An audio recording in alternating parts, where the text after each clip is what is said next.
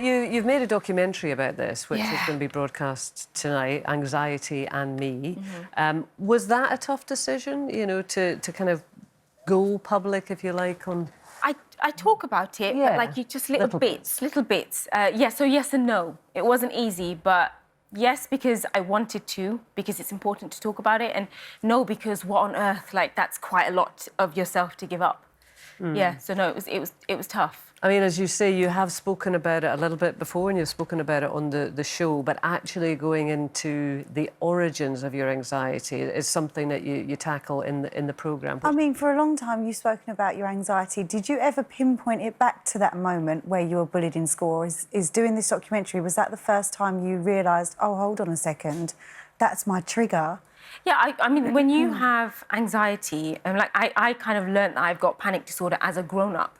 As you know, after I've had my third child, the doctor tells me, yes, I think it's anxiety, it might be depression. So it was never a definitive, there was never a definitive answer. Nobody ever said specifically that this is what it is. It was always panic disorder from 18, but then it was depression at 26, and never a real kind of, this is what you've got, this is the help that you need.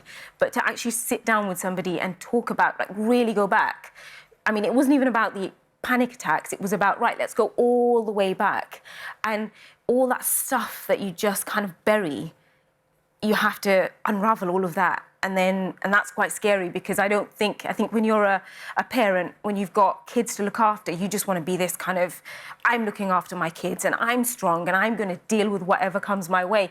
And you don't allow yourself to become vulnerable or to think about what it was that made you sick in the first place. So was it helpful for you to do that, to go back? It was difficult.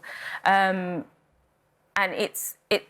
I had to say things out loud that I've never, ever had to say. So these are things that I talk to my husband about all the time. But, you know, we talk about it, and sometimes I've said it so often, I think, oh, my goodness, a broken record. I kind of almost hated the sound of my own voice. I didn't want to talk about it anymore. So I'd never actually said it to anybody else. But then when I was doing the documentary, I was talking to the kids about it a little bit more. So every time I go to the toilet, and I'm 34 years old, it's fair to say I've used it a few times, every time I go to the loo, I cannot take that image out of my head. That image is always in my head. And I've tried for years to try and get rid of that image, and I can't, because that's the first time I had a panic attack, was when my head was flushed down the toilet and then I was left. And this has been defined as PTSD, Yes. post-traumatic stress disorder, which, Yeah. you know, we have kind of associated in the past with, like, war veterans and things, but now we're hearing so much more about that. And that's kind of the label that's been given, yeah? Yeah, well, that was the biggest surprise for me, was to hear that it was PTSD, because for years I thought it was just panic disorder and anxiety. So to hear PTSD was a massive shock for me. I hadn't realised that that's what it was. And, you know, when you hear PTSD, you hear, you know, people who went out to war and fought for their country. Yeah. You know, my head was flushed down the toilet. But, you know, when you're 11, that's enough to make you really sick. And It's a trauma. I think with people who suffer with anxiety, and anybody who does suffer, I reckon they're the best people at saying, it's okay, I'm fine. Yeah. I'm fine. Everybody else is important, but I'm okay.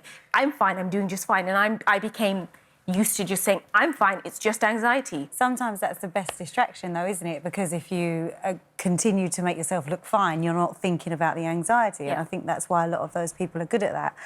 Going back to you talking to your children while you're making the documentary, as somebody who has definitely suffered from anxiety in the past, how do you approach that subject with your children? And is it something that you are having open conversations about? And do you feel that will benefit them? Because I never know whether to tell my children, or, you know, it's quite a difficult issue to tackle, isn't it, Yeah, with kids? it's tricky, because the one thing we say in our house is we get things wrong together. There's no such thing as getting it right. So they get it wrong first time they're going to be kids.